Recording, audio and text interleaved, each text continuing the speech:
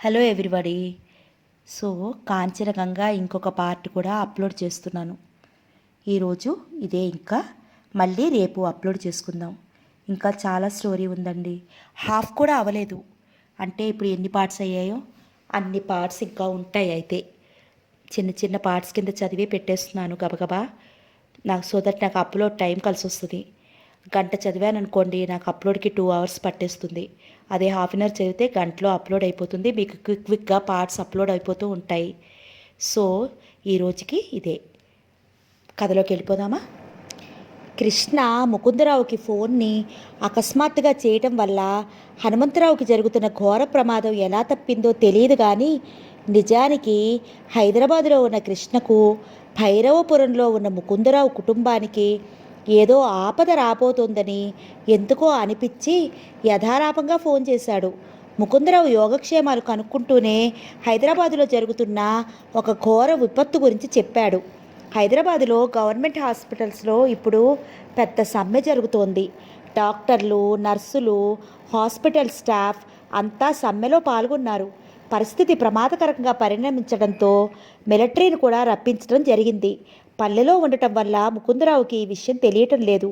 ఈ సమ్మెకు ముఖ్య కారకుడు నారాయణప్పారావు. ఆయన ఒకసారి హాస్పిటల్కి వచ్చాడు. హాస్పిటల్ పరిస్థితిని చెక్ చేయడానికి కాదు. ఆయనకు కాస్తంత తల తిరుగుతోందట, కళ్ళు సరిగా కనిపించడం లేదట, మంటలు పుట్టి నిద్ర పట్టడం లేదట. డాక్టర్ లావణ్య కళ్ళ డాక్టర్, ప్రస్తుతం చీఫ్. లావణ్య చాలా అందగత్తే. ఆమె హాస్పిటల్ కారిడార్స్లో నడుస్తూ ఉంటే దివి నుంచి ఏ అప్సరసో భువికి వస్తుందా అనిపిస్తుంది. ఎప్పుడూ చిరునవ్వుతో ప్రతి పేషెంట్ని పలకరిస్తూ ఉంటుంది. ఆ చిరునవ్వుకి తోడు ఆమెకు సొట్టబుగ్గలు కూడా ఉన్నాయి. అయితే ఆమె ఈ అపురూప సౌందర్యాన్ని చూసి ఇంద్రుడు లాంటి స్త్రీలోలుడికైనా మనసు చలించదు. ఏదో భక్తిభావం పుట్టుకొస్తుంది. కానీ నారాయణప్పారావు గారు ఆమెను మొట్టమొదటిసారి చూసినప్పుడే ఆయన కన్ను ఆమె మీద పడింది. కన్ను పడితే చాలు, చెయ్యి వేయకుండా విడిచిపెట్టే తత్వం కాదాయనది. షష్టిపూర్తికి పొత్తెడు దూరంలో ఉన్న కూతురు లాంటి లావణ్యం మీద అతని కన్ను చెయ్యి పడ్డాయి. మొదటిసారికి క్షమించి ఊరుకుంది డాక్టర్ లావణ్య. దాంతో రాజాగారికి మోహం మరింత హెచ్చి ఆమెను హాస్పిటల్లోనే పట్టుకున్నాడు. మరింత పెద్ద ప్రమోషన్లు ఇస్తానని ఆశ చూపించి కావలించుకున్నాడు. దాంతో ఆయన గారి చెంప చెల్లుమనిపించి ఆమె కొట్టినా చాలా తీయగానే ఉంటుందనుకుని ఈ దృశ్యాన్ని ఆయన గారి సెక్రటరీ చూసేయడంతో కసి హెచ్చిపోయి ఆమెను సస్పెండ్ చేశాడు. చాలా పొరపాటు చేస్తున్నారు నారాయణరావు గారు. దాంతో ఆయన గారి చెంప చెల్లుమంది. ఆమె కొట్టినా చాలా తీయగానే ఉంటుంది. కానీ ఈ దృశ్యాన్ని ఆయన గారి సెక్రటరీ చూసేయడంతో కసి హెచ్చిపోయి ఆమెను సస్పెండ్ చేశాడు. చాలా పొరపాటు చేస్తున్నారు నారాయణప్పారావు గారు. నిప్పుతో చెలగాటమాడుతున్నారు, జాగ్రత్త. ఆ నిప్పు మిమ్మల్ని, మీ యంత్రాంగాన్ని భస్మీపటలం చేయకముందే ఆ సస్పెన్షన్ ఆర్డర్ని ఉపసంహరించుకోండి. లేకపోతే పర్యవసానాలు చాలా ఘోరంగా ఉంటాయి అంది డాక్టర్ లావణ్య. తన కింద పనిచేసే, తన రాజకీయపు హోదాల కనుసెన్నల్లో మెలగాల్సిన మామూలు స్త్రీ ఇంత మాట అనడం అతను భరించలేకపోయాడు. సస్పెన్షన్ ఆర్డర్ ఉపసంహరించుకోలేదు సరికదా, ఆమెతో పాటు మరికొంతమందిని అడవి ప్రాంతాల్లోకి ట్రాన్స్ఫర్ చేసి పారేశాడు. ఇదంతా కేంద్ర ప్రభుత్వ యంత్రాంగంలో విప్లవాత్మకమైన మార్పులు తీసుకురావడానికే అని తప్పించుకో చూశాడు. కానీ అప్పటికే పరిస్థితి విషమించింది. పంతాలు, పట్టుదలలు హెచ్చువైపోయాయి. నారాయణప్పారావు ఇలాంటి కరిపింపు చర్యల్ని ఉపసంహరించుకోవడమే కాదు, ఆయన రాజీనామా చెయ్యాలని నినాదాలు ప్రారంభమయ్యాయి. ఇది ఆసరాగా తీసుకుని ప్రతిపక్ష నాయకులు నారాయణప్పారావు లోగడ చేసిన అన్యాయ పనులన్నిటినీ బయట పెట్టారు. ఎవరెవరి దగ్గర ఎంతెంత ఇది ఆసరాగా తీసుకుని ప్రతిపక్ష నాయకులు నారాయణప్పారావు గారు లోగడ చేసిన అన్యాయ పనులన్నింటినీ బయటపెట్టారు. ఎవరెవరి దగ్గర ఎంతంత డబ్బు గుంచాడో, ఏ ఏ సంస్థల నుంచి, ఫ్యాక్టరీల నుంచి, కాంట్రాక్టర్లు, వ్యాపారస్తుల దగ్గర నుంచి ఎంతంత డబ్బు లాగాడో అవన్నీ బయట పెట్టారు.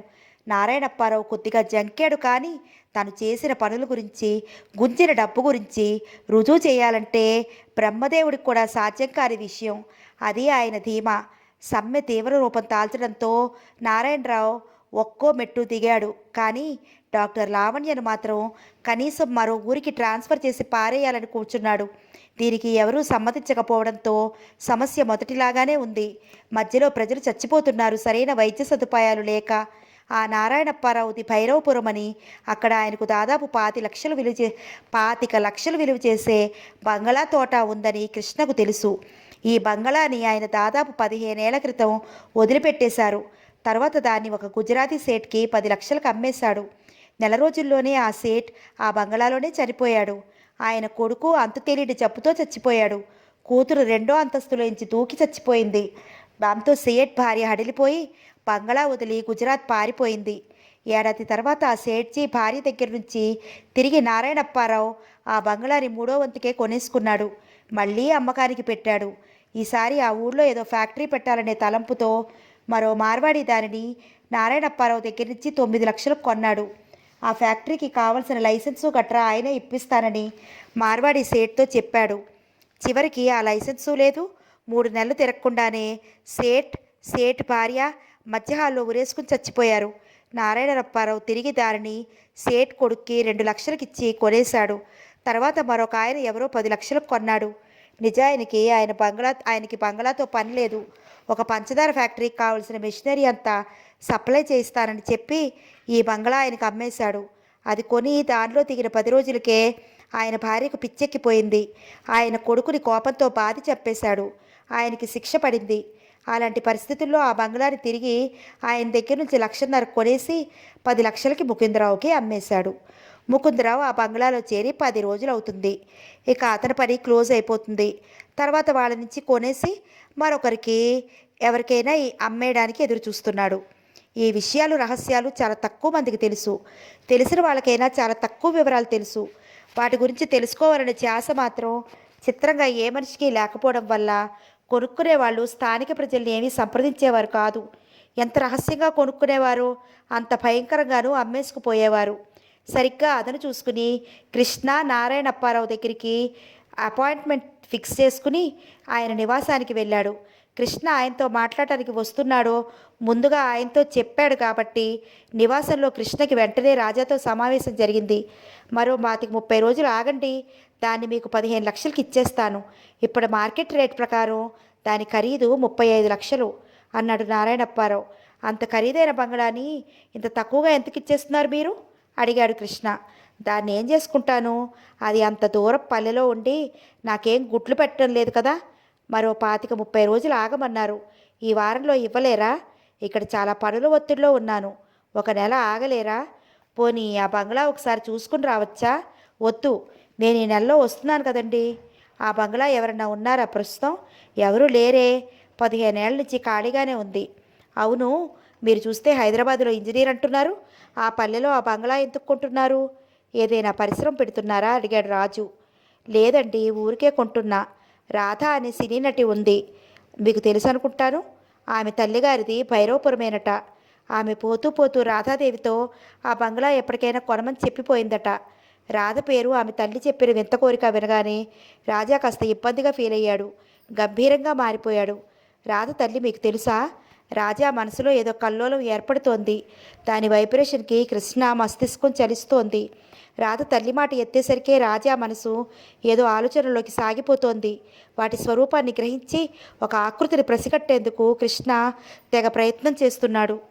రాధ తల్లి మీకు తెలుసా? రాజా రెట్టించి అడిగాడు. రాధ తల్లి మీకు తెలుసా? రాజా మనసులో ఏదో కల్లోలం ఏర్పడుతోంది. దాని వైబ్రేషన్కి కృష్ణ మస్తిష్కం చలిస్తోంది.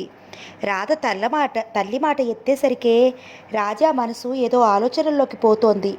వాటి స్వరూపాన్ని గ్రహించి ఒక ఆకృతిని పసిగట్టేందుకు కృష్ణ తెగ ప్రయత్నం చేస్తున్నాడు. రాధ తల్లి మీకు తెలుసా? రాజా రెట్టించి అడిగాడు. తెలుసు, ఎలా తెలుసు అనేది మీకు అనవసరం అనుకుంటాను. రాజా చప్పున లేచిపోయాడు. అయితే ఆ బంగళా అమ్మటం కూడా అసంభవమే. అసలు నేను ఎవరికీ అమ్మదలుచుకోలేదు. అదేమిటి సార్, రాధ తల్లికి మీ బంగళా మీరు అమ్ముకోకపోవటానికి సంబంధం ఏంటండి?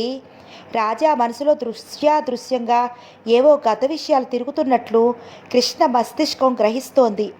ఎవరో పురుషుడు భారీ విగ్రహం ఒక స్త్రీని బలవంతం చేస్తున్నాడు. ఆ భారీ విగ్రహం ఎవరిదో స్పష్టంగా తెలియటం లేదు. కానీ అతను ముమ్మాటికి నారాయణప్పారావే అయి ఉండాలనుకున్నాడు కృష్ణ.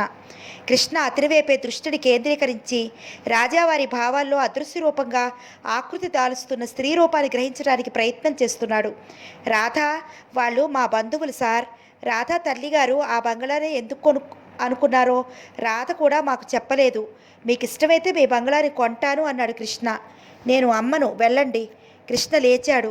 బయటకు వచ్చి కారులో కూర్చున్నాడు. లోపలెక్కడో నారాయణప్పారావు గత విషయాలని ఆలోచిస్తూ ఉన్నట్లు కృష్ణ గ్రహిస్తూనే ఉన్నాడు. చివరికి నారాయణప్పారావు ఏంటి గుర్తు తెచ్చుకుంటున్నాడో కృష్ణ కనిపెట్టేయగలిగాడు. తృప్తిగా నిట్టూర్పు విడిచాడు. రాధ తల్లిని చెరిచింది నారాయణప్పారావేనన్నమాట. ఆ అభిమానం భరించలేక ఆమె మనోవ్యతతో చనిపోయిందన్నమాట. లోగడ ఎప్పుడో ముకుందరావు భైరవపురం బంగళా కొన్నాక కృష్ణకు ఉత్తరం రాశాడు. అది రాధ కోరిక ప్రకారం కొన్నానని రాశాడు. ఆ ఉత్తరంలోని అక్షరాలను తాకి చూశాక కృష్ణకేదో అనుమానం అప్పటినుంచే పీకు తింటూనే ఉంది. ఏదో ఛేదించలేని రహస్యం ఆ బంగళాకి రాధ తల్లికి ఉండాలని కృష్ణకి అనిపించింది. అయితే దాని గురించి అంతగా అప్పుడు ఆలోచించలేదు. ఇప్పుడు బంగళాలో తన మిత్రుడైన ముకుందరావు పడుతున్న పాటలు చూశాక తన మనసుని భైరవపురం వైపే పోనిస్తూ ఉన్నాడు. అందువల్ల ముకుందరావుకి ఎలాంటి ఆపద జరుగుతున్నా సరిగ్గా సమయానికి వచ్చి వాళ్ళని రక్షించగలుగుతున్నాడు. ఇప్పుడు ముకుందరావుకి ట్రంకాల్ చేసి కృష్ణ నారాయణప్పారావు గురించి విషయాలు చెప్పేసరికి ముకుందరావు తల పంకిచ్చాడు. రాత తల్లిని చెరిచింది నారాయణరప్పవే అయితే దాన్ని రుజువు చేయడం ఎలా కృష్ణగారు? మీ మనోనేత్రానికి వెనకటి దృశ్యాలు కనిపించాయంటే చట్టం సమ్మతించదు, కోర్టు నిరాకరిస్తుంది. అయినా అప్పుడు దీన్ని ఎలా సాల్వ్ చేయగలం అన్నాడు ముకుందరావు.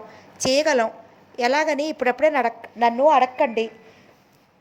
ముందు మీ మాట మీద మీకు ఆ భూత ప్రాతాల గురించి పూర్తి నమ్మకం ఏర్పడాలి. అప్పుడు మీరే ధైర్యం చేసి ముందుకొస్తారు అన్నాడు కృష్ణ. ముకుందరావు క్షణం మాట్లాడలేదు. తర్వాత ఏదో స్ఫురణకి వచ్చినట్టు, కృష్ణగారు ఇక్కడ నా ఫోన్ సరిగా పనిచేయటం లేదండి. రిపోర్ట్ చేస్తే వాళ్ళు సరిగ్గా ఉందంటున్నారు. మేము ఈ భూతాల విషయాలు ఫోన్లో మాట్లాడితేనే దడదడమంటూ లైన్ కట్ అయిపోతోంది. మిగతా మామూలు విషయాలు మాట్లాడితే బాగానే ఉంటుంది. కానీ చిత్రం, మీ నుండి వచ్చిన ఫోన్ మాత్రం కట్టు కాకుండా 8 నిమిషాలైనా వినిపిస్తూనే ఉంది. ఈ ఫినామినా ఏంటంటారు? మన సంభాషణ వినిపించకుండా చేయాలని మీ చుట్టూ ఉన్న స్పిరిట్స్ ప్రయత్నం చేస్తూ ఉన్నాయండి. కానీ సాధ్యం కావటం లేదు. నా చుట్టూ స్పిరిట్స్ ఉన్నాయా? ముకుందరావు ఆశ్చర్యంగా తన చుట్టూ చూసుకున్నాడు. ఎలాంటివి కనిపించలేదు. మీకు ఇప్పుడు కనిపించవు. స్పష్టంగా కనిపించే రోజు వస్తుందిలేండి. అసలు లైవ్ ఎలా కట్ అవుతుందండి? ఉత్సాహంగా అడిగాడు ముకుందరావు. దీన్ని సైకోకెనసిస్ అంటారు ముకుందరావు గారు. మైండ్ ఓవర్ మ్యాటర్, వస్తువుల మీద మానసిక శక్తుల ప్రభావం. ఈ విషయాలు వివరంగా ఎప్పుడైనా చెప్తాలేండి అన్నాడు కృష్ణ. మరి ఉంటానండి అని ఫోన్ పెట్టేశాడు. ముకుందరావు ఫోన్ రిసీవర్ హుక్ మీద పెట్టి ఒక నిట్టూర్పు విడిచాడు. జానకి వచ్చి అతన్ని భోజనానికి లెమ్మంది. పిల్లలేరి పైన ఆడుకుంటున్నట్టున్నారు, పిలవండి. ముకుందరావు మెట్ల దగ్గరికి వెళ్ళి పిల్లలిద్దరినీ పిలిచారు. 2వ అంతస్తులో పిల్లలిద్దరూ గెంతుతూ పెద్దగా అల్లరి చేస్తున్నారు. ముకుందరావు ఎంత గట్టిగా అరిచినా వాళ్ళు వినిపించుకోవటం లేదు. ముకుందరావు పైకి 2వ అంతస్తులోకి వెళ్ళాడు. వాళ్ళు అక్కడ లేరు. గోల మాత్రం తెగ వినిపిస్తోంది. ముకుందరావు గదులన్నీ వెతికాడు. వాళ్ళు ఆ అంతస్తులో ఎక్కడా కనిపించలేదు. శబ్దం పైనుంచి వస్తోంది. ముకుందరావు పైకెళ్ళాడు. డాబా మీద శ్రీలక్ష్మి, శ్రీనాథ్ పెద్దగా అరుస్తూ చుట్టూ పట్టుకుని కొట్టుకుంటున్నారు. ముకుందరావు చప్పున వెళ్ళి ఇద్దరిని విడిపించాడు. శ్రీనాథ్, ఏమిటి మీరింత కోతుల్లా తయారయ్యారు? ఎప్పుడన్నా ఇలా కొట్టుకున్నారా?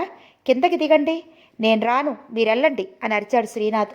ముకుందరావు వాడివైపు వింతగా చూశాడు. ఏ, ముందు కిందకి రాను అని వాడు పెడసరంగా జవాబు చెప్పాడు. ముకుందరావు గప్పున వాడి షర్టు పట్టుకున్నాడు. చెప్తుంటే నీకు కాదు, రా అని దాదాపు ఈడ్చుకుంటూ కిందకి వచ్చి డైనింగ్ రూమ్లో కుదేశాడు. మాట్లాడకుండా కూర్చో, అల్లరి చేశావో జాగ్రత్త అని బాత్రూంలోకి వెళ్ళాడు. నిద్రపోతున్న సునీత ఈ కేకలు విని కిందకి దిగొచ్చింది. జానకి వాళ్ళందరికీ భోజనాలు వడ్డించింది. శ్రీనాథ్కి కూరలు మిగతా వంటకాలు నచ్చలేదట. తల్లితో యుద్ధానికి దిగాడు. నీకు వంకాయ వేపుడంటే మహా ఇష్టం కదరా, మద్రాసులో ఆ కూర చేయకపోతే నానా హంగామా చేసేవాడివి, మరిప్పుడేంటి కూర విసిరి కొడుతున్నావు అంది సునీత. నా ఇష్టం అని వంకాయ కూర ఉన్న ప్లేటు విసిరి కొట్టాడు. ప్లేటు బాత్రూంలోంచి ముఖం అడ్డుకుంటూ వస్తున్న ముకుందరావు కాళ్ళ దగ్గర పడి ముక్కలైపోయింది. ఆ దృశ్యాన్ని చూసిన అతని అరికాలు మంట నెత్తికెక్కింది.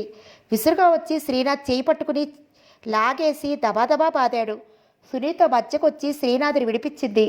ఏంటండి శత్రువును కొట్టినట్టు అలా కొట్టుకుంటారు? వాడు చేసిన వెధవ పని చూసావా? వెధవ పని నాదేం కాదు, మీదే అని శ్రీనాథ్ సరిగా తండ్రిని ఎదిరించాడు.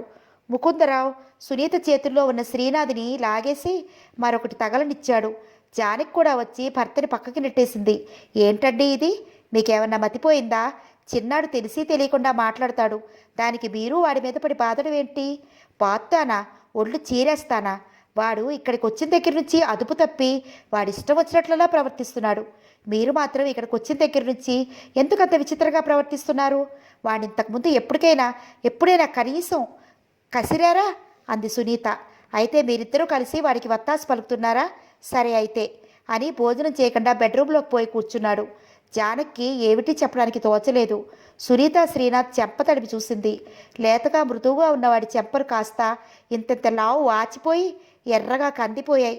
అది చూసి సునీత కళ్ళల్లో నీళ్లు తిరిగాయి. జానకి మాట్లాడకుండా కళ్ళనీళ్లు తిప్పుకుంటూ చూసింది. హనుమంతరావు కంగారుగా వచ్చాడు. అన్నయ్య ఏడు వదినా? జానకి లోపలికి చూసింది. హనుమంతరావు కంఠం విని ముకుందరావు లోపల నుంచి మెల్లగా వచ్చాడు. అతన్ని చూడగానే హనుమంతరావు ముకుందరావు దగ్గరికి వెళ్ళి ఒక పక్క కుక్క తిప్పుకోకుండా తను తలుపులమ్మ దగ్గరికి వెళ్ళడం, అక్కడ 4 రకాల ఆత్మలు తమ చావుల గురించి వినిపించటం, చివరికి ఏ దుష్టశక్తితో వచ్చి అతన్ని దాదాపు హత్య చేసేంత వరకు రావడం వివరంగా చెప్పాడు. భయపడిపోయి ఇంటికి పరుగైతే వేశాను కానీ ఇంటి దగ్గరకు వచ్చేసరికి మా పెద్దమ్మాయి పిచ్చిగా ఏంటేంటో మాట్లాడుతోంది. చలి జ్వరం వచ్చినట్టు వడికిపోతోంది. నిలువునా విరుచుకు పడిపోతోంది. నన్ను చూసి మీదకి దూకి రక్కేస్తోంది. డాక్టర్ని తీసుకొచ్చాను. ఆయన పరీక్షించి ఏ జబ్బు లేదన్నాడు. ఇది ముమ్మాటికి గాలి చేష్టలేనట. మరి ఈ బంగ్లాలో ఉన్న ఏ దయ్యం పట్టిందో తెలియదురా. నడు ఇంటికెళ్దాం అని ముకుందరావు హనుమంతరావుతో కలిసి వాళ్ళ ఇంటికి వెళ్ళాడు. శ్రీనాథ్ వాళ్ళవైపే చూస్తూ అదోలా విచిత్రంగా నవ్వాడు. హనుమంతరావు కూతురికి 14 ఏళ్ళు ఉంటాయి, కానీ వయసుకు మించి ఎదిగినట్లు కనిపిస్తుంది. వాళ్ళ తల్లిలాగానే పొడగరి, బలిష్టంగా, అందంగా ఉంటుంది. పొద్దుట హనుమంతరావు తలుపులమ్మ దగ్గరికి వెళ్ళిన తర్వాతే ఆమె అలా అయిపోయింది. ఒక జ్వరం కానీ జబ్బు కానీ లేదు. ఆ చిహ్నాలు కనిపించడం లేదు. అందువల్ల ఇది ముమ్మాటికి గాలి చేష్టలేనని పక్క ఊళ్ళో ఉన్న భూత వైద్యుడు మస్తాన్ సాహిబ్కి కబురు పంపించాడు. అతడు వచ్చేసరికి పిల్ల ఒళ్ళంతా విరుచుకుంటూ ఎదురుగా ఎవరొచ్చినా మీద పడి రక్కేస్తోంది. భయంకరంగా మూలుగుతోంది.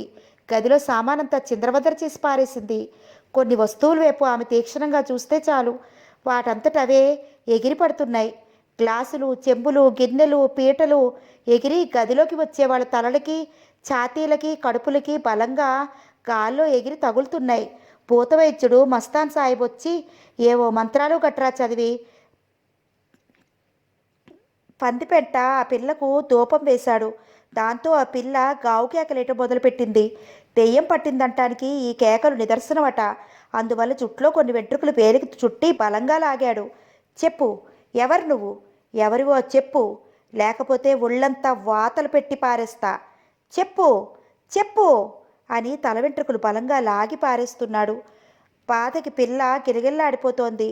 మరింత కేకలు వేసి విరుచుకు పడిపోతుంది. కింద మీద పడి దొల్లుతోంది. ఆ సమయంలో ముకుందరావు హనుమంతరావు వచ్చారు. వాళ్ళని చూడగానే పిల్ల మౌనం వహించింది క్షణంసేపు. భూతవైద్యుడు మస్తాన్ సాహిబ్ మాత్రం ఆమె జుట్టుని వదల్లేదు. ఆ జుట్టు విడిచిపెట్టండి అన్నాడు ముకుందరావు గంభీరంగా. వదిలితే ఈ భూతం మరింత పెట్టరేకిపోతుందండి అన్నాడు సాయిబు. పర్వాలేదు, విడిచిపెట్టండి అని అరిచాడు ముకుందరావు. సాయిబు ఆమెను విడిచి ఒక పక్కగా నిలబడ్డాడు. ముకుందరావు అమ్మాయి వైపు తీక్షణంగా చూశాడు. ఆ అమ్మాయి ఒక్క క్షణం అతని వైపు పిచ్చి చూపు చూసి చప్పున అతని మీద పడి అతన్ని రక్కడం మొదలుపెట్టింది. భూతవైద్యుడు హనుమంతరావు ఆమెను పట్టుకోబోయారు. ముకుందరావు ఆరించాడు. ఆమె దాదాపు ముకుందరావు అంత ఎత్తు ఉంది. తనని చూస్తే చాలు ఇంతకుముందు పెదనాన్నగారు వచ్చారు అంటూ ఆనందంతో ఏదో భయంతో లోపలికి పోయి గెంతులు వేసే సీతామహాలక్ష్మి ఇప్పుడు ఇలా మీద పడి అరిచి రక్కడం అతనికి చిత్రమే అనిపించినా కదలకుండా నిలబడ్డాడు. యుక్త వయసుకు వచ్చిన పిల్లల నరాలు టెన్షన్తో ఇలా ప్రవర్తించడం అతనికి తెలుసు. హిస్టీరియా అంటూ వైద్యులు వైద్యం చేస్తారు. దీనిని గాలి చేష్టలంటూ ఆ పిల్లలు నానా హింసలు పెడతారు. దీనిని గాలి చేష్టలంటూ ఆ పిల్లల్ని నానా హింసలో పెడతారు. పెట్టిన హింసలు ఆ పిల్లల శరీరానికే తగులుతాయి కానీ గాలి, ధూళి, ప్రేత పిశాచాలకి ఏం తగులుతాయి అనేది అతని భావం. శరీరాన్ని బాధిస్తే దానిని ఆవహించిన పిశాచం నిజానికి ఆ బాధలకి గురై శరీరాన్ని విడిచిపారిపోతుందని వీళ్ళ అభిప్రాయం. రెండింటిలో ఏది కరెక్టో తెలియదు కానీ కొట్టిన దెబ్బలు మాత్రం ఆ పిల్లల శరీరం మీద చాలా కాలం ఉండిపోతాయి. కొందరికైతే జీవితాంతం ఉండిపోయి దెబ్బలు తగలని చోట తగిలితే జీవితంలో ఎప్పుడు ఎలాంటి జ్వరం వచ్చి శరీరానికి కాస్త శక్తి తగ్గగానే ఆ దెబ్బలే వాళ్ళ ప్రాణాలు తీసిపారేస్తాయి.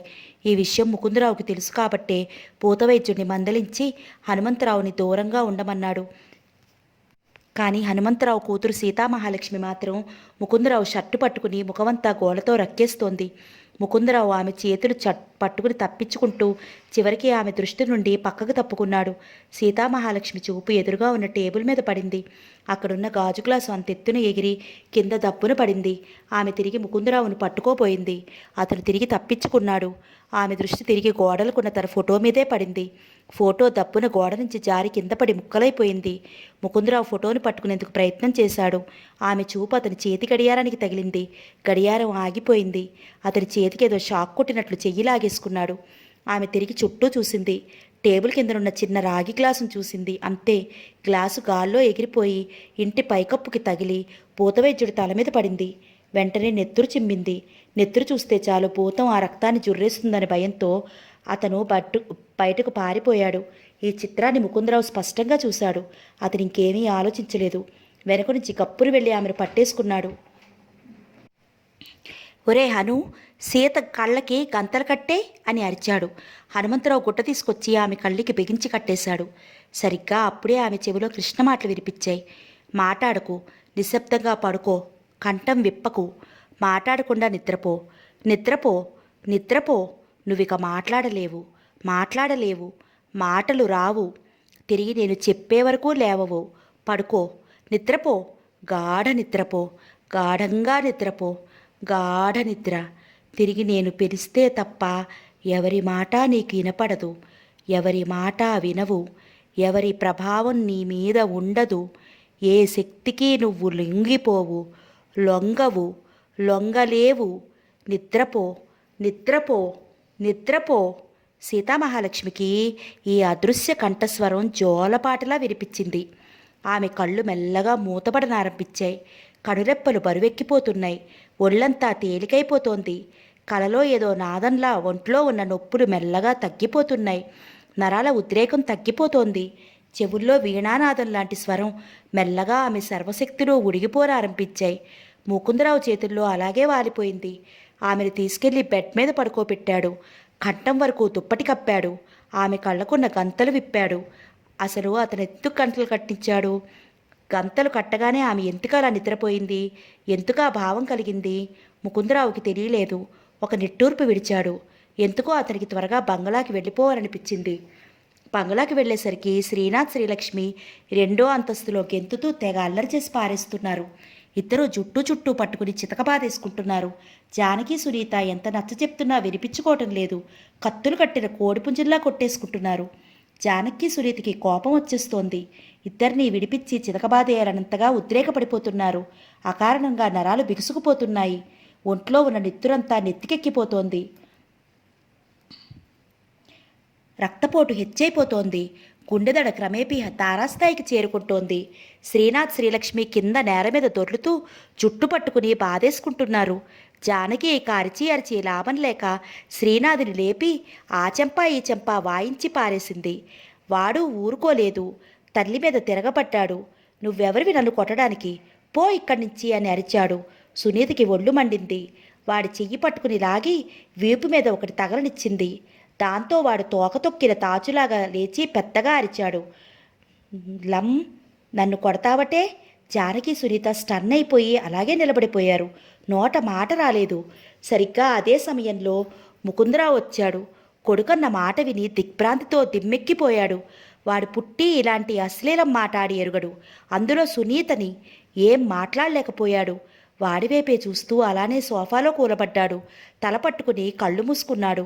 శ్రీనాథ్ బయటికి వెళ్ళిపోతూ తండ్రి దగ్గరికి వచ్చి అని చీత్కారం చేసి తోటలోకి వెళ్ళిపోయాడు. ముకుందరావుకి చప్పున ఏదో భావం తళుక్కున మనసులో మెదిరింది. అంతకు ముందున్న మోహన్ రంగారావు గారి కొడుకు నిష్కారణంగా తండ్రిని ఇలాగే వేధించుకు తినేవాడా? ఈ బంగళా వాతావరణంలోనే ఇలాంటి క్రూరత్వం ఉందా? దాని ప్రభావానికి లొంగిపోయి అతడు తండ్రి అయిన రంగారావుని అర్ధరాత్రి తల మీద కొట్టి చంపేశాడా? తోటలోకి పోయిన శ్రీనాథ్ చుట్టూ చూశాడు. చీకటి పడుతోంది. అతడి చిన్న మనసు ఏదోలా అయిపోతోంది. నిరుచుని చోట నిలబడలేకపోతున్నాడు. కాళ్ళు తేలిపోతున్నాయి. కళ్ళు బయలు కమ్ముతున్నాయి. బంగళా హాల్లోకి పై అంతస్తుల నుంచి మెల్లగా సుడిగాలి దిగుతోంది. కిందికి వచ్చే కొద్దీ అది ఉధృతమవుతోంది. సుయ్యమంటూ శబ్దం కాస్త తుఫాను గాలిగా అయింది. హాల్లోకి వచ్చేసరికి అది మరింత వేగాన్ని పుంజుకుంది. శబ్దము భయంకరంగా మారిపోయింది. సింహద్వారం తలుపులు తెరిచే ఉన్నాయి. హాల్లో 4-5 సార్లు గిరగిరా తిరిగిన సుడిగాలి హాల్లో వస్తువుల్ని చిందరవందరగా పడేసి దుప్పట్లని రగ్గుల్ని గాల్లోకి ఎగరగొట్టేసి రివ్వున ద్వారంలోంచి బయటకు పోయి తోటలో ఉన్న శ్రీనాథ్ని చుట్టుముట్టేసింది. శ్రీనాథ్ బొంగరంలా గిరగిరా తిరిగిపోయాడు. అరవబోయాడు. అరవలేకపోయాడు. నిలదొక్కుని హాల్లోకి వెనక్కి పారిపోవాలనుకున్నాడు. వాడికి సాధ్యపడలేదు. కింద పడి చేతికి దొరికిన మొక్కను గట్టిగా పట్టేసుకున్నాడు. సుడిగాలి అతని చుట్టూ గిరిగిరా తిరుగుతూ మొక్కతో పాటు వాడిని కూడా లేపుకుపోయింది. వాడు పరిగెత్తుకుని పోతున్నాడు. తుప్పలు, మొక్కలు, ముళ్ళ పొదలు ఏవీ వాడికి తెలియటం లేదు. రాళ్ళు, బండలు ఏవీ వాడికి గుర్తులేవు. గాలితో పాటు తిరిగిపోతూ మోడువారిడి చెట్టు త్వరలో వేపు లాగివేయబడ్డాడు. సుడిగాలి త్వరలోకి జామ్మంటూ సన్నబడిపోయి దూరిపోయింది.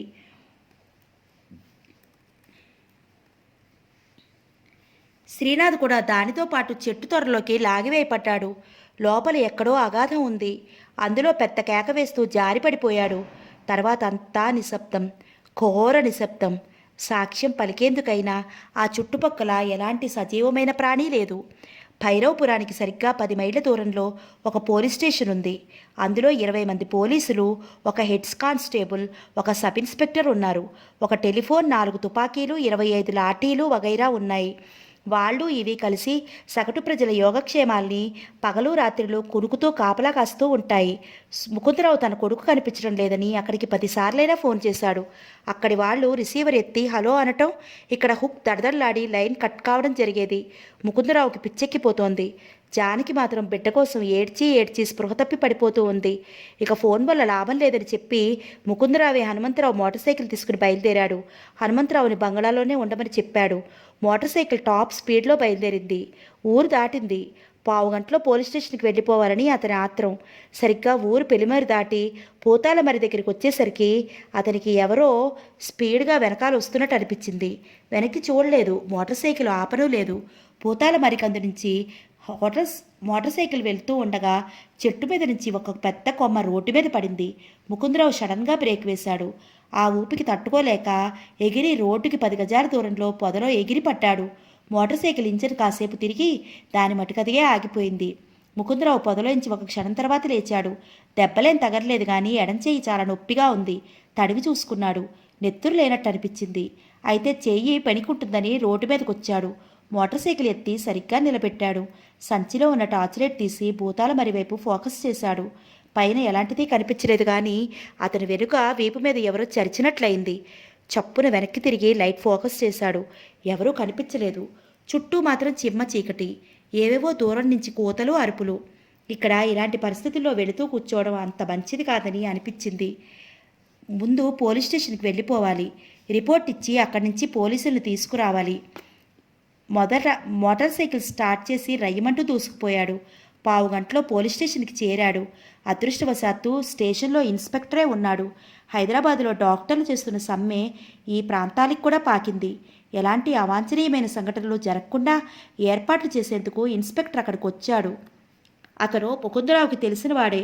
లోగడ 2 సార్లు ముకుందరావు అవుట్డోర్ షూటింగ్కు ఈ ప్రాంతాలకి వచ్చినప్పుడు పోలీస్ బందోబస్తు చేసింది ఆయనే. రిటైర్ అయ్యే లోపల 10-15 లక్షలు గడించుకుని ముకుందరావు చేత ఒక సినిమా డైరెక్ట్ చేయించుకోవాలని అతని ఆశయం. అందుకని అతన్ని చూడగానే సాదరంగా ఆహ్వానించాడు ఇన్స్పెక్టర్. ముకుందరావు విషయాలని వివరంగా చెప్పాడు. తన కొడుకు సాయంకాలం నుంచి కనిపించడం లేదనే దానికంటే ఆ బంగళాలో దెయ్యాలో, భూతాలో చిత్రమైన మాయలు చేస్తున్నాయని తూచా తప్పకుండా చెప్పాడు. ఇన్స్పెక్టర్కి ఈ భూతప్రేతాల మీద నమ్మకం లేదు. అతను ఎప్పుడు చూడలేదు. చూశామని చెప్పుకున్న వాళ్ళ వర్ణనల్ని అతను నమ్మేవాడు కాదు. మీరు కూడా ఇలాంటి కథల్ని నమ్మడం ఏంటి సార్? అదంతా భ్రమండి అన్నాడు ఇన్స్పెక్టర్. ఇప్పటి వరకు నేను అలానే అనుకుని మొండిగా వాదించి తిరిగానండి. కానీ జరుగుతున్న వాటిని స్వయంగా చూశాను. మన తర్క విజ్ఞానానికి, హేతువాదానికి అందకుండా ఏవేవో చిత్రాలు జరుగుతున్నాయంటే అసలు మన నమ్మకంలోనే ఏవో పొరపాట్లు ఉండి తీరాలి. అవి నిజంగా ఉన్నాయో లేవో నాకు తెలియదు. కానీ ఉన్నవేమోనని అనుమానం కలుగుతోందండి అన్నాడు ముకుందరావు. అయితే చూడాల్సిందే. ఇప్పుడు వస్తారా? తప్పకుండా. ఇన్స్పెక్టర్ ఇద్దరు జవాన్లను తీసుకుని భైరవపురానికి బయలుదేరాడు. శ్రీనాథ్ కోసం ఏడ్చి ఏడ్చి శోషొచ్చి పడిపోయింది జానకి. సునీత, హనుమంతరావు ఆమెకు స్పృహ తెప్పించేందుకు అన్ని విధాలా ప్రయత్నం చేశారు. లాభం లేకపోయింది. సునీతకు మెల్లగా ధైర్యం సడలిపోతోంది. ఇంతలో సన్నజాజుల సువాసన వాళ్ళ పక్క నుంచి వెళ్ళింది. సునీత, హనుమంతరావు ముక్కుపుటాలు ఎగరేశారు. సునీత గది తలుపులు వేసేసింది.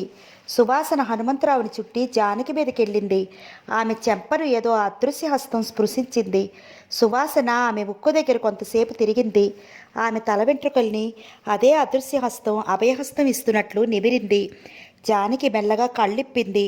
చుట్టూ చూసింది. మెల్లగా మంచం బెంచి లేచి బాత్రూం వైపు నడిచింది. బాత్రూం తలుపులు వాటంతటవే తెరుచుకున్నాయి. హనుమంతరావు చిత్రంగా బాత్రూం వైపు, సునీత వైపు చూశాడు. మాట్లాడకండి, వారెళ్ళి స్నానం చేసి వస్తారు. మాట్లాడకుండా కూర్చోండి అంది సునీత. జానకి బాత్రూంలోకి వెళ్ళింది. తలుపులు మూసుకున్నాయి. బయట మోటార్ సైకిల్ వస్తున్న శబ్దం వినిపించింది. సునీత, హనుమంతరావు ఒకేసారి గదిలోంచి వచ్చి హాల్లోంచి నడుచుకుంటూ పోయి తలుపులు తెరిచారు. ముకుందరావు లోపలికి వచ్చాడు. రండి ఇన్స్పెక్టర్ గారు అన్నాడు. ఇన్స్పెక్టర్ లోపలికి వచ్చాడు. హాల్లో నడిచి చుట్టూ చూశాడు. పోలీసులు లోపలికొచ్చి ద్వారం దగ్గరే నిలబడి ఉన్నారు. వాళ్ళకెవ్వరికీ ఈ బంగళాలో ఉన్న భూతాల గురించి చెప్పలేదు. అంత దూరం నుంచి మోటార్ సైకిల్ మీద స్పీడ్గా వచ్చిన వెయ్యని చలి బంగ్లా హాల్లోకి రాగానే ఉడికించడారంభించింది. ఇన్స్పెక్టర్ షర్ట్ కాలర్ దగ్గరగా చేసుకుని చేతులు వెనక్కి కట్టుకుని గదులన్నీ చూస్తున్నాడు. బాత్రూంలో నుండి జానకి తలంటి స్నానం చేసొచ్చింది. ఆమె ఎవరినీ గుర్తించే స్థితిలో లేదు. గదిలోంచి బయటకొచ్చి హాలు గుండా నడుచుకుంటూ అవతల ఉన్న 4 గదులు దాటి చివరి గది ముందర నిలబడింది. ఒక్క క్షణం ఆలోచించినట్లు అక్కడే ఉండి తలుపులు తెరుచుకుని లోపలికెళ్ళింది. ఆమెకు బాగా పరిచయమైన గదిలోనే గోడకున్న స్విచ్ వేసింది. తర్వాత మఠం వేసుకుని ఛానల్లో మునిగిపోయింది. తలుపులు మెల్లగా మూసుకున్నాయి. ముకుందరావు ఏమీ మాట్లాడలేదు. సునీత, హనుమంతరావులు అతని దగ్గరికి వచ్చారు. అది పూజ గది అన్నాడు ముకుందరావు మెల్లగా. సునీత అతని వైపు చూసింది. మీకెలా తెలుసు అంది. తెలుసు అన్నాడు క్లుప్తంగా. ఇన్స్పెక్టర్ వాళ్ళ దగ్గరికి వచ్చాడు. ముకుందరావు ఇన్స్పెక్టర్ని చూశాడు. మీకు ఇంతవరకు సన్నజాజుల వాసన వేసిందా అండి అన్నాడు. ఇన్స్పెక్టర్ తల ఊపాడు. ఆ సువాసన మా ఆవిడ చుట్టుపక్కలే తిరుగుతూ ఉంటుందండి అన్నాడు. ఇన్స్పెక్టర్ మళ్ళీ ముక్కుపుటాలు ఎగరేస్తూ ఇంకా సువాసన వస్తుందేమోననే చూశాడు. ఎక్కడా ఆ సువాసన అవశేషమన్నా లేదు. ఇంత పెద్ద బంగళా ఉంది. ఇందులో ఎక్కడన్నా మీ అబ్బాయి దాక్కున్నాడేమో చూశారా అన్నాడు. అన్ని గదులు వెతికి చూశానండి అంది సునీత. ఊళ్ళోకి మనుషులు కూడా పంపించాను. కానీ ఇంతవరకు వాడి ఆచూకీ తెలియలేదు. సాయంకాలం 5ంటికి బయటకు వచ్చాడు. మరి 2 గంటల్లో మా వాళ్ళు వాడి కోసం చూశారు. ఈ 2 గంటల్లో వాడెంత దూరం పోయినా 4-5 మైళ్ళ కంటే ఎక్కువ పోలేడు. పక్క ఊళ్ళ వారికి కబురు పంపించాం. కానీ ఎక్కడి నుంచి వాడి గురించి వార్త తెలియలేదండి అన్నాడు హనుమంతరావు.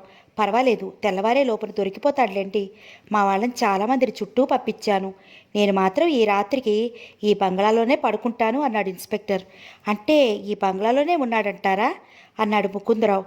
అది కాదు సార్, మీరంటున్న దెయ్యాలు భూతాలు ఇక్కడ ఉన్నాయో లేవో చూడాలని. మిమ్మల్ని ఎవరో కావాలని భయపడుతున్నారని నా అనుమానం. రండి, పై అంతస్తులో పడుకుంటాను అని పోలీసులిద్దరిని తోటలో ఉండమని చెప్పి ముకుందరావుతో పాటు పైకెళ్ళాడు. ఇన్స్పెక్టర్ 2వ అంతస్తులో గదులన్నీ పరిశీలనగా చూశాడు. 3వ అంతస్తులోకి వెళ్ళాడు. ఇక్కడేనా మీరు చెప్పిన విచిత్రాలన్నీ జరిగేవి? అవునండి. అయితే ఇక్కడే పడుకుంటాను. ఆ తాళాలు వేస్తున్న గది తలుపులు కూడా తెరిపించండి సార్. ముకుందరావు కాస్త తటపటాయించాడు. ఇన్స్పెక్టర్ అతని భుజం తట్టాడు. పర్వాలేదు సార్, ఇలాంటివి చాలా చూసాం. మా జీవితాలే కత్తి మీద సాము లాంటివి. కూనీకోరుల్ని, దొంగల్ని పట్టడానికి ఎన్నిసార్లు ఒంటరిగా శ్మశానాల్లో కాపలా కాశానో తెలుసా సార్? వెళ్ళి తలుపులు తెరిపించండి. ముకుందరావు కిందకెళ్ళి హనుమంతరావుని పైకి పంపించాడు. హనుమంతరావు పైకెళ్ళి ఇన్స్పెక్టర్ చెప్పినట్లు తలుపులు తెరిచి కిందకొచ్చేశాడు. Inspector uniform విప్పలేదు. చలి బాగా వేస్తోంది. మంచం మీద పడుకుని మరోసారి పిస్టల్ని చూసుకున్నాడు. తర్వాత రగ్గు కంఠం వరకు కప్పుకుని గదివైపే చూస్తూ ఉన్నాడు. అన్ని గదులు చీకటిగా ఉన్నాయి. క్రింద పూజగదిలోకి వెళ్ళిన జానకి తలుపులు తెరుచుకుని వచ్చింది. ఆమెతో పాటు సన్నజాజుల సువాసన కూడా వస్తోంది. హాల్లో ముకుందరావు కనిపించాడు. ఆమె వెనక సునీత, హనుమంతరావులున్నారు. భర్తను చూడగానే ఆమెకి దుఃఖం ఆగలేదు. అతడి చేతుల్లో ఏడుస్తూ వచ్చి వాలిపోయింది. బాబు కనిపించాడండి, శ్రీనాథ్ కనిపించాడండి, ఏడుస్తూ కనిపించాడండి, భయంతో ఏడుస్తున్నాడండి. బాబు కనిపించాడండి, శ్రీనాథ్ కనిపించాడండి, ఏడుస్తూ కనిపించాడండి, భయంతో ఏడుస్తున్నాడండి. ఎక్కడ ఎక్కడ కనిపించాడు వదినా అంది సునీత. తెలీదు, చుట్టూ చీకటి, కన్ను పొడుచుకున్నా ఏమీ కనిపించట్లేదు, చీకటి. ఆ చీకట్లో దెయ్యాలు భూతాలు వాడిని జడిపిస్తారేమోనని జడిపించేస్తున్నాయండి. వాడు వణికిపోతున్నాడండి. అక్కడ వాడు ఉండలేడండి, వెళ్ళి తీసుకురండి. అన్ని చోట్లకి మనుషులు పంపించాను వదినా, వాళ్ళు తప్పక తీసుకొస్తారు. మన శ్రీనాథ్ కనిపిస్తాడు వదినా అని హనుమంతరావు అనునించబోయాడు. నాకు ఎక్కడున్నాడని, వాడు ఎక్కడున్నాడని వెతుకుతారు? వాడు చీకట్లో ఉన్నాడు, చిమ్మ చీకటండి, చుట్టూ భూతాలు దెయ్యాలు గోలగోల పెట్టేస్తున్నాడండి అని తలబాదుకుని ఏడ్చి ఏడ్చి స్పృహ తప్పి పడిపోయింది. పైన మేడ మీద కంఠం వరకు రగ్గు కప్పుకుని చలికి వణుకుపోతున్న ఇన్స్పెక్టర్కి ఖాళీ గదిలోంచి ఏదో అలికిడి వినిపించింది. ఇన్స్పెక్టర్ అలర్ట్ అయ్యాడు. పక్కనున్న టార్చ్ లైట్ తీశాడు. అడుగుల చప్పుడు అతడివైపుకే వస్తోంది. అడుగులు దగ్గరగా వచ్చేశాయి. ఇన్స్పెక్టర్ టార్చ్ వేశాడు. అడుగుల చప్పుడు టక్కున ఆగిపోయింది. ఎవరూ కనిపించలేదు. 4 సెల్స్ టార్చ్ ఫోకస్లో ఏదో పొగమంచులాంటిది ఎగురుతోంది. అంతకు మించి ఎలాంటిది కనిపించలేదు. ఇన్స్పెక్టర్ పిస్టల్ తీసి మంచం మించి లేచి గదివైపు కదిలాడు. టార్చి ఫోకస్లో తెల్లగా పొగగా ఎగురుతున్న దాంట్లో నుంచి పోతుంటే అతనికి విపరీతమైన చలి వేయడం ప్రారంభించింది. తిన్నగా స్టోర్ గది వైపు వెళ్ళాడు. గదిలోకి టార్చ్ వేసి చూశాడు. కుడి చేతిలో పిస్టల్ కూడా రెడీగా ఉంది. లైటు వెలుతురులో లోపల రకరకాల చప్పుళ్ళు వినిపించాయి. కాంతిలో పొగమంచు చిత్ర విచిత్రంగా సుళ్ళు తిరిగింది. ఒక్క పొగమంచు ఒక్కో క్షణంలో లైటు వెలుతురు నుంచి మాయమైపోతోంది. ఆవిరి పైకి ఎగిసిపోయినట్లుగా పోతోంది. స్ప్రింగ్లా సుడులు తిరుగుతున్నాయి. ఇన్స్పెక్టర్ ఆ గదిలోకి వెళ్ళబోయాడు. ఏదోగా ఫీల్ అయ్యాడు. లోపలికి వెళ్ళొద్దు వెళ్ళొద్దు వెళ్ళొద్దు అని తన మటుకు తానే అనుకున్నాడు. ఎందుకు వెళ్ళకూడదు అని తనే అనుకున్నాడు. లోపల మహాప్రళయం ఉందని కాదు, కానీ లోపలికి అడుగు పెడితే ప్రళయమే సంభవించవచ్చునని అతనికి అనిపిస్తోంది. మెల్లగా వెనక్కి తిరిగాడు. బెడ్ మీద పడుకోవాలనుకుని పిస్టల్ లోపల పెట్టుకుంటూ అడుగు ముందుకేశాడు. వెనక నుంచి ఎవరో వచ్చి అతని వీపు మీద ధన్మని తన్నినట్లు అనిపించింది. ఆ దెబ్బకి తట్టుకోలేక అతను నేల మీద జర్రున జారి మంచం కింద నుండి గోడకెళ్ళి కుత్తుకున్నాడు. ఉలిక్కి పడ్డాడు. తల పొప్పి కట్టింది. లైట్ వేశాడు. పిస్టల్ గురిచేశాడు. హ్యాండ్స్ అప్, ఎవరది? న్యాయంగా ఎదురుగా రండి, లేకపోతే కాల్చి పారేస్తాను అని అరిచాడు. అతని అరుపులు నోట్లోనే ఉన్నాయి. అతను పడుకున్న మంచం మీద రగ్గు గది మధ్య భాగంలో సుడిగాలికి ఎగిరిపోయి సీలింగ్ ఫ్యాన్కి తగిలి అక్కడే వేలాడిపోయింది. 2 దిళ్ళు కూడా గిర్రుడు తిరుగుతూ గది గోడలకు గుద్దుకున్నాయి. మంచం కూడా బొంగరంలా తిరుగుతూ సీలింగ్ ఫ్యాన్ వరకు వెళ్ళి దాన్ని గుద్దుకుని ధన్మంటూ కింద పడిపోయింది. ఇదంతా ఆశ్చర్యంగా చూస్తున్న ఇన్స్పెక్టర్కి నమ్మశక్యం కాని వింతలా అనిపించింది. దొంగలు హంతకుల కోసం శ్మశానాల్లో ఒంటరిగా తిరిగిన అతని ధైర్యం, సాహసం టక్కున భయంలోకి పిరిగితనంలోకి దిగిపోయాయి. కిందకి దిగిపోవాలని తయారవుతూ ఉండగా ఎదుటి గదిలోంచి బేతాళు లాంటి భారీ వికృత ఆకారం పొగలు కక్కుతూ కనిపించింది. ఇన్స్పెక్టర్ టార్చ్ లైట్ను ఆకారం మీదకి వేశాడు. ఆకారం అతనికి దాదాపు 20 అడుగుల దూరంలో ఉన్న ఆ టార్చ్ లైట్ను ఏదో అదృశ్య హస్తం వచ్చి ఎగరగొట్టేసింది. చీకటి ఎటుపోవాలో తెలియడం లేదు. గదిలో పిచ్చి పిచ్చిగా పెద్దగా అరుపులరుస్తూ తిరిగి చివరికి కిందకి దిగే ద్వారాన్ని చేరాడు. మెట్ల మేంచి ఒక్కో అంగకు 4 మెట్ల చొప్పున దిగి కిందకి ఒక్క క్షణంలో వచ్చి హార్లో బోర్లా పడ్డాడు. పైనుంచి వికృతాకారం కూడా సుడిగాల్లో వచ్చేస్తోంది. పైన దబీదబీమని శబ్దాలు వినిపిస్తున్నప్పుడే ముకుందరావు, సునీత, హనుమంతరావు ఉలిక్కిపడి హాల్లోకి వచ్చారు. కొంతసేపు అయ్యాక ఇన్స్పెక్టర్ పరుగున మెట్ల పెంచి కిందకి రావడంతో ఆయన్ని పట్టుకుని ఏమైందండి, ఏమైంది అని అడిగారు. పైన పైన ఏదో తెలీదు, నా ప్రాణం పోవాల్సిందే అంటూ ఇన్స్పెక్టర్ ఒగరుస్తున్నాడు. ఇంతలో బయట దబదబమని తలుపులు బాదుతున్న చప్పుడు వినిపించింది. వద్దు, తెరవకండి తెరవకండి, అది బ్రహ్మరాక్షసే అయి ఉంటుంది, తెరవకండి అని అరుస్తున్నాడు ఇన్స్పెక్టర్. ఆయన తోటలో కాపలా ఉన్న 2 పోలీసులు తలుపు మీద పడి బాధేస్తూ సార్ సార్ తెరవండి, చచ్చిపోతాం చచ్చిపోతాం సార్ అని అరుస్తున్నారు. మీ వాళ్ళేనండి అన్నాడు ముకుందరావు. ఎవరైనా సరే తెరవకండి, తెరవద్దు అని ఇన్స్పెక్టర్ అరిచేస్తూ ఉన్నాడు. పర్వాలేదు, మీరు ఎక్సైట్ కాకుండా అలా కూర్చోండి, నేను చూస్తాగా అని వెళ్ళి తలుపులు తెరిచాడు. ఇద్దరు పోలీసులు తుఫానులా లోపలికి వచ్చేశారు. వచ్చి రాగానే తలుపులు మూసేశారు. పైనుంచి దిగిన సుడిగాలి లాంటి వికృతాకారం హాల్లో మరీ మహా ఉధృతంగా తిరిగింది. అది తిరిగే కొద్దీ దాని శక్తి హెచ్చైపోతోంది. అంతా కింద పడి నేలను కరుచుకున్నారు.